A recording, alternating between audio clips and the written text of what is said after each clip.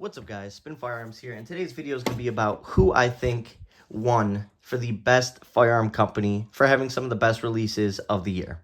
But on top of that, I'm going to count a little bit going backwards, right? Because it's been the series of releases that they've been putting out that has amazed me and has honestly met every bit of criteria for the industry right now. What people want out of the firearms, right?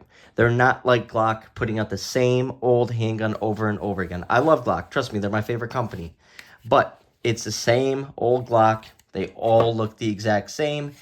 A couple minor changes here and there, but the MOS system has been absolutely trash. I'm not a fan of the MOS system, so honestly, that has honestly ruled them out for me. But yeah, I still love Glock, but they cannot win this award. So today we're going to talk about that. We're going to go over some options from them, and I'm going to tell you why. Beretta has still yet to put out a concealed carry handgun with capacity. I mean, I would be fine with this if it had 8 or 9+1, right? But instead of it having 6+1 and being, which is actually pretty interesting, the same exact length as a Glock 36 is absolutely insane.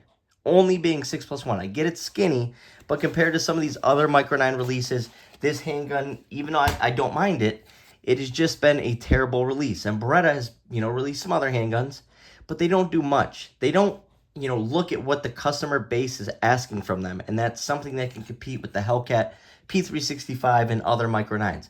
Even, something the size of the Hellcat Pro or the P365 XL or the X Macro. Just give us a carry option that can compete, right? Even though this isn't a bad start, it would be nice if maybe they sold a new frame where because this is a chassis system, so use the same chassis and upper, but give us a wider frame with new mags. And now you can get an 8+1, 9+1, 10+1 setup out of the same exact size. Because other than that, I don't mind the trigger. I like the texturing. I like the idea behind this handgun. It's just not up to par with what people want. It's not enough for people to go out and buy something new.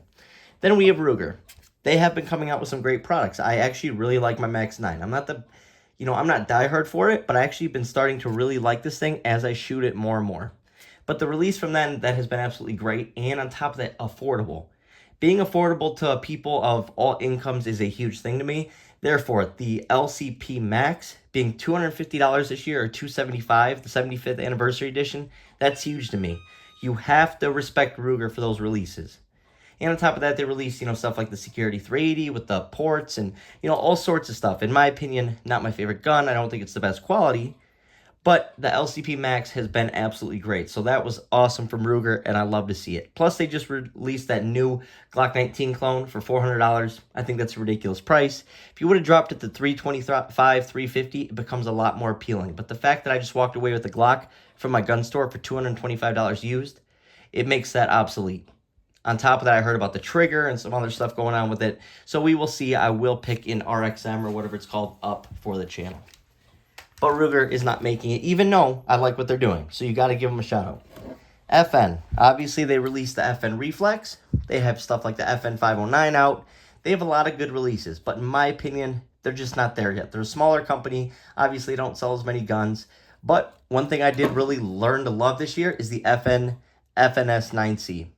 I love the Reflex, but this is my favorite handgun from them. I also love the FN 509, 503. If they released a double stack 503 or stack and a half, that gun would go crazy.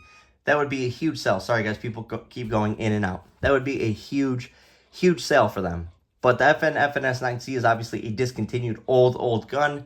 So, honestly, FN has not been making the strides I would like to see to put them in this competition. SIG. It's the same old with them. Everything is about marketing and, the look, right? You got the fuse. What is the point of the fuse? You already have the X Macro. You're just making a super expensive gun that the average person is not going to carry and can't afford. No one wants to screw up and, damage and ruin their $1,200 gun, $1,500 gun, whatever the case may be. So for a lot of people, SIG just needs to keep working on reliability overall. There's still problems with P320s going around, still problems with P365s. Even though I love that they're the ones who sort of kicked the whole Micro 9 craze off, I just don't think they did anything that big this year that would put them at the top. I think they need to focus on quality and reliability, go back to the drawing board, and come back with something that's just next level, and then we'll be talking about it. HK, they put out that new CC9, which was pretty, I liked it. It's a great gun. I'm I'm not going to lie. That was an awesome Micro 9 offering. You can't refute that. On top of that, I love handguns like this, even though they're not new. They got the P2000 SK. They have the P30 SKs, you know, the subcompacts that I love. A lot of great guns from HK, but just not enough to overtake Firearm Company of the Year, in my opinion. They can't. They didn't do it. Smith & Wesson. I don't have any Smiths with me right now. They made a lot of great releases. They made a lot of great strides. The Shield Pluses, all the different models, the carry comps, the medals. And I think those put them number 2. I think Smith & Wesson, even though this is obviously an FN, I think Smith & Wesson is definitely number 2. They have been killing it. The new bodyguard, stuff like that, has definitely put them up there. But when it comes down to number 1, I'm sorry, guys, but it is Springfield Armory. Obviously, guys know that Glock is my number 1 favorite firearm company, but Springfield Armory has just been going crazy, guys. Release after release after release for the last however many years since the Hellcat came out. It's been unreal. We have stuff like the Hellcat, right? Which is just solid as can be. I have 2 Hellcats right here. Some of my favorite guns. Even though they're not new, there's been some additions to them, right? From there, we went to the Hellcat Pro, which this year they released the Hellcat Pro Comp, which in my opinion is the best beginner's carry gun on the market. Not just for beginners, though. It's for everybody. I think that is the best overall sized carry gun for the average person. The average person might not like a Glock 26, but I don't know too many people that don't like a Hellcat Pro, let alone the Hellcat Pro Comp.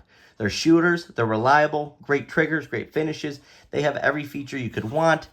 You know, great texturing, optics ready, great sights, a rail, everything you want. And they are a little bit modular when it comes to being able to put this upper on a smaller OG Hellcat. And they keep on going with the deals. You know, the gear up packages for great deals. The slide releases that they came out with this year. The release of the slide colors like stainless, FDE, OD green. They have some awesome looking Hellcats out there that came out. Absolutely awesome.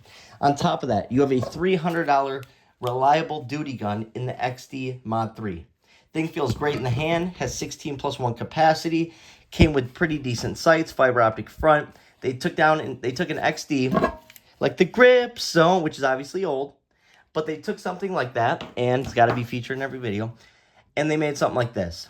And this is an awesome handgun for, you know, for instance, if you're running security, this is a great way to go. If you have $300, this is probably the best duty handgun out there for you. It is an awesome shooter. Has a great trigger, similar to the XDMs, and so on. Absolutely love the Mod 3. That was an awesome release from this year. But on top of that, they make the XDMs that are discontinued. They make them in 10mm. They make them in 45. The 10mm XDMs are next level. They're some of the best 10mm on the market. Same with the XDM and 45s. You just can't beat them. They're just great guns. Once again, feature packed.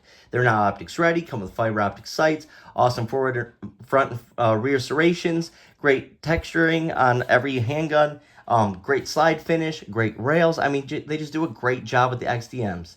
And this obviously is not the Elite, but the Elites that I'm talking about have a much better flat face trigger.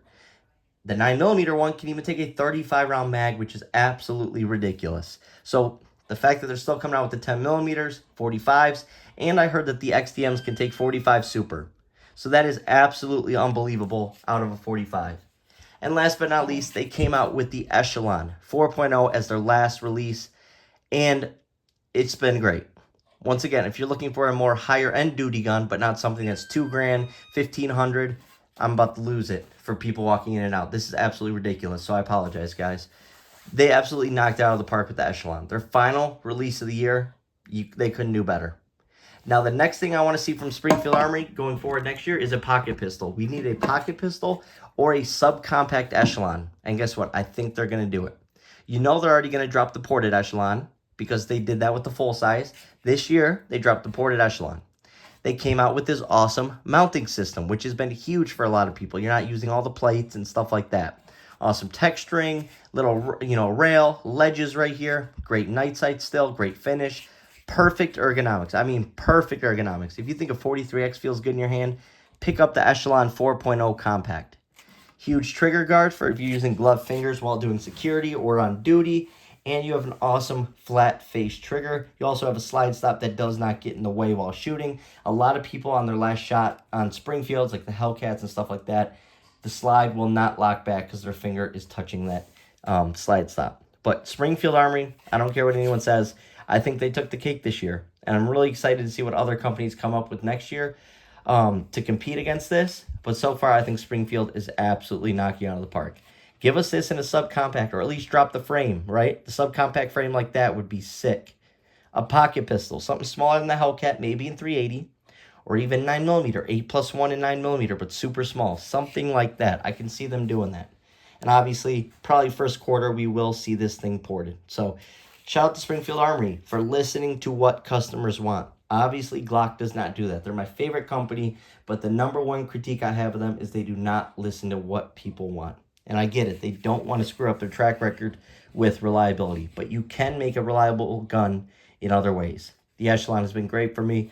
I love it. Like I said, the Mod 3, I'm not a person who's into big handguns, but these two have actually turned it around for me. I really like stuff like this. So, hope you guys enjoyed the video. Thanks for watching.